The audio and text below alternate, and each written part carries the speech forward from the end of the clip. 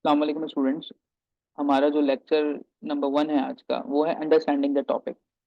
ऐसे में बाज औकात स्टूडेंट को समझ ही नहीं आता है कि टॉपिक को कॉम्प्रीहेंड कैसे करना है। मिसाल के तौर पे अगर आपके पास पहला टॉपिक आता है सिंपल सा कि जी ग्लोबल वार्मिंग अ मिथ और अ रियलिटी, ठीक है। अब बाज औकात बच्चे करते क्या हैं कि वो तैयार तो ग्लोबल वार्मिंग करके आए हुए होते हैं किसी और एस्पेक्ट से, तो वो ग्लोबल वार्मिंग के ऊपर लिखना शुरू कर देते हैं। वो ये नहीं देखते कि एग्जामिनर पूछ क्या रहा है उनसे। बेटा जब भी इस तरीके का टॉपिक आएगा जिसमें और की टर्म मेंशन होगी, इसका मतलब है कि आपने दोनों साइड्स के ऊपर बात करनी है, ठीक है। आपने बताना है कि जी ग्लोबल वार्मिंग है क्या, ये मिथ क्यों है, या अगर जो लोग मिथ कहते हैं वो मिथ क्यों कहते हैं, इसको और रियलिटी के बारे में डिस्कस करेंगे। ग्लोबल वार्मिंग से अगर मैं आपको दूसरा टॉपिक देता हूं, global warming, are we ready to counter it now. Again इसमें भी जब आप देखोगे पेपर में तो ये ग्लोबल वार्मिंग ही है, बट एंटायरली चेंज है। यहाँ पे हमने बात करना है कि दुनिया के जो जो सोल्यूशंस है ना, हम उसकी बात कर रहे हैं इस पॉइंट के ऊपर। और इस वाले में जो पहले पार्ट के अंदर हम बात करेंगे, पहले वाले में हम किसकी बात करेंगे बेटा? पहले वाले में हम सिर्फ ये बताएंगे कि ये मिथ है या रियलिटी है, ठीक हो गया। अच्छा जी, थर्ड हम देखते हैं, is terrorism more concerning threat to Pakistan और ग्लोबल वार्मिंग। मतलब इस तरह का अगर एक कोई टॉपिक आ जाए जिसके अंदर उन्होंने टेररिज्म और ग्लोबल वार्मिंग को लिंक किया है, तो आई एम डैम श्योर कि अगेन स्टूडेंट जो है वो सिर्फ इसको पकड़ेगा यहाँ से, ठीक है। और वो उसके ऊपर शुरू हो जाएगा। बेटा तीनों ऐसे हैं तो ग्लोबल वार्मिंग तो है, बट तीनों के तीनों क्या हैं? डिफरेंट है, सही। सो आपको सबसे पहले ये करना है कि जी मुझे टॉपिक तो समझ में आए। सीएसएस पीएमएस के अंदर या वन पेपर भी जाते हो तो चॉइसेस होती हैं आपके पास, कहीं पे भी ये नहीं होता कि एक ऐसे आया और आपको वही करना है। आपके पास 10 ऐसे भी आते हैं, 8 भी आते हैं और 3 या 4 भी आते हैं वन पेपर में। अब मेरे पास अगर 10 ऐसे आते हैं,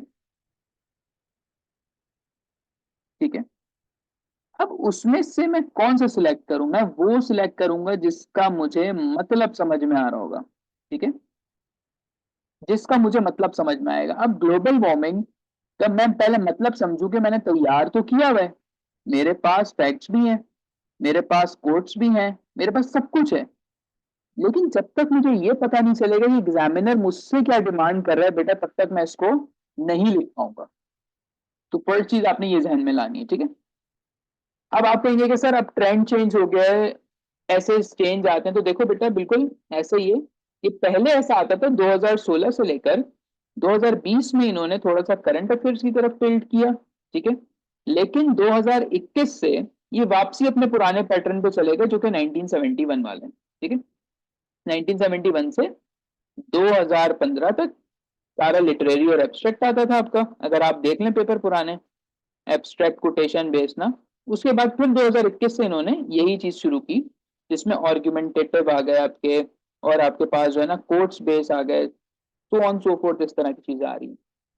अब मसला ये आता है कि सर कोटेशन है, कोटेशन का मैं मतलब कुछ और निकालूंगा, एग्जामिनर कुछ और।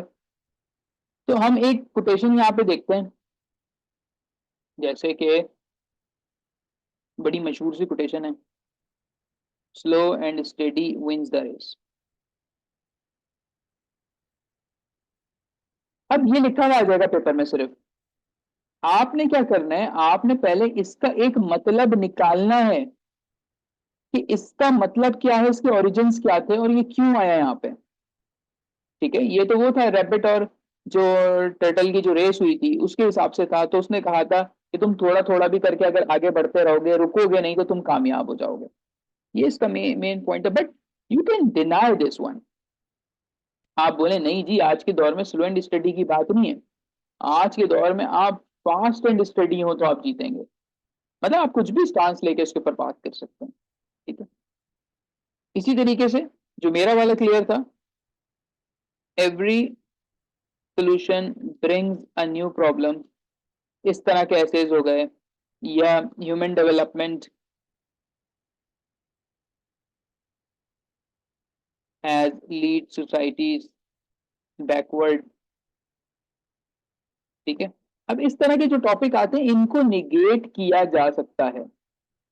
आप सिंपली कहें कि जी every solution brings a new problem, आपने कहा जी मैं एग्री करता हूं इससे, आप एग्री हुए, और उसके बाद आपको जो समझ में आया कि वो कहता है किसी भी चीज का सोल्यूशन आया ना, या ये कह लें कि हर चीज का सोल्यूशन, अब वो बेटा किसी भी डायमेंशन में हो सकता है, हम उस तरफ नहीं जाते। अभी हम ये देखते हैं कि टॉपिक हमसे क्या डिमांड करता है। टॉपिक ये डिमांड करता है कि हर चीज का सोल्यूशन एक नई प्रॉब्लम की तरफ जो लेकर जाता है। तो मुझे ये समझ में आया, अब मेरा पूरा ऐसे मेरे ही बात पे चलेगा। दूसरा है human development has lead societies backward, जितनी ह्यूमन डेवलपमेंट होती हैं वो सोसाइटीज को पीछे की तरफ लेके जाती हैं। Now it's up to you कि आप इसे एग्री करते हैं या डिसएग्री करते हैं। ठीक है, तो मुझे इसमें से क्या समझ आया था जब मैंने अटेम्प्ट किया था और ये मैंने अपना पास किया इसे, इस पे थोड़ा सा फोकस करिएगा। ह्यूमन डेवलपमेंट की बात हुई। ठीक है, अब मेरे ध्यान में ये चीज आई कि एग्जामिनर मुझसे ये कहना चाह रहा है कि जितनी भी ह्यूमन डेवलपमेंट्स हुई हैं वो सोसाइटीज को बैकवर्ड लेकर गई हैं। तो मैंने कहा नहीं ऐसा नहीं है, वो हमें फॉरवर्ड लेकर गई हैं, आगे लेकर गई हैं। सो ह्यूमन डेवलपमेंट में जरूरी नहीं है आप एआई साइबर और यहाँ से शुरू करें। आप सिंपली यहाँ से बताएंगे कि जी जो फायर होती है ना, फायर आग, पहले लोग उसको सिर्फ हाथ गर्म करने के लिए इस्तेमाल करते थे, सर्दियां होती लकड़ियां जला ली, फिर उन्होंने उस फायर को कुकिंग के लिए इस्तेमाल किया।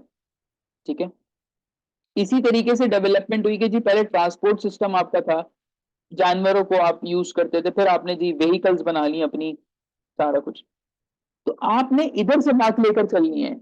आप लोग बहुत बड़ी एक गलती करते हो ऐसे के अंदर कि आप बड़ी बड़ी चीजों की तरफ जाते हैं, मैगजीन्स पढ़ने हैं, हमने अखबार पढ़ने हैं। नो, आपने अपनी जनरल अंडरस्टैंडिंग से उठाना है। बच्चे समझते हैं ह्यूमन डेवलपमेंट का मतलब है बस टेक्नोलॉजी। नो बेटा, टेक्नोलॉजी नहीं है, आप इसके अंदर हर चीज डाल सकते हैं। व्हीकल्स आ जाए, इसी तरीके से फूड का आ जाएगा, तो फूड आपके बर्गर्स आ गए, जंक फूड आ गए जो जल्दी तैयार होते हैं, इससे क्या प्रॉब्लम हुई, ये भी आप डाल सकते हैं इसके अंदर। ठीक है, फिर आपका जो इंटरनेट ई बैंकिंग आ गई, सारा कुछ सिलसिला ना, सो ऑन सो फोर्थ, आपने यहां से चीजें स्टार्ट करनी थी कि इंसान ने पहले व्हील बनाया। सो कमिंग बैक, एक टॉपिक को कैसे डीकंस्ट्रक्ट करना होता है। ठीक है, तो सबसे पहले आपने ये देखना है कि आपको उसमें से क्या समझ में आता है। ठीक है, जो बच्चे ये वीडियो देख रहे हैं उनके लिए मैं कुछ होमवर्क दे रहा हूँ, आपने इन टॉपिक्स को डीकंस्ट्रक्ट करके मुझे भेजना है, ताकि मुझे आइडिया हो जाए कि आप लोगों को डीकंस्ट्रक्शन इसकी समझ में आ गई है। तो फर्स्ट आपके पास टॉपिक है violence is the last refuge of incompetent, ये फर्स्ट टॉपिक है आपका। नंबर टू आपके पास टॉपिक है जनाब life without technology. Third topic है आपके पास winners never quit, and fourth one is rising rising intolerance, rising intolerance in Pakistan. ठीक है, और इसी तरीके से फिर हमारे पास पांचवा एक टॉपिक बन जाता है artificial intelligence has become enemy of man. So अब अगर आप में से कोई स्टूडेंट मुझसे पढ़ रहा है या नहीं पढ़ रहा, वो वीडियो ये देख रहा है, तो वो क्या करे अपने घर में, सिर्फ आज के लिए इन पांच टॉपिक्स को डीकंस्ट्रक्ट करे, और डीकंस्ट्रक्ट करे, अच्छी बात है, खुद भी चेक कर सकते हो आप। ठीक है, अगर आपने ऐसे के कोर्स में एनरोल होना है तो मैंने आपको डिटेल्स जो है वो स्टार्ट की स्लाइड में बता दी थी। इसमें बेटा हमारे 18 लेक्चर्स होते हैं टोटल। अभी आज ये फर्स्ट लेक्चर का सिर्फ डेमो पार्ट था जो मैं ये यूट्यूब पे अपलोड कर रहा हूँ आप लोगों के लिए, कि इसमें के हमें समझ नहीं आती ना टॉपिक, तो अभी ये कि टॉपिक को समझना कैसे, तोड़ना कैसे, कौन कौन सी डायमेंशन है उसको देखना है। तो यहाँ मैंने अपना नंबर मेंशन कर दिया, जो स्टूडेंट इंटरेस्टेड हो एज सुन एज पॉसिबल जो है वो अपनी रजिस्ट्रेशन करवा लीजिएगा।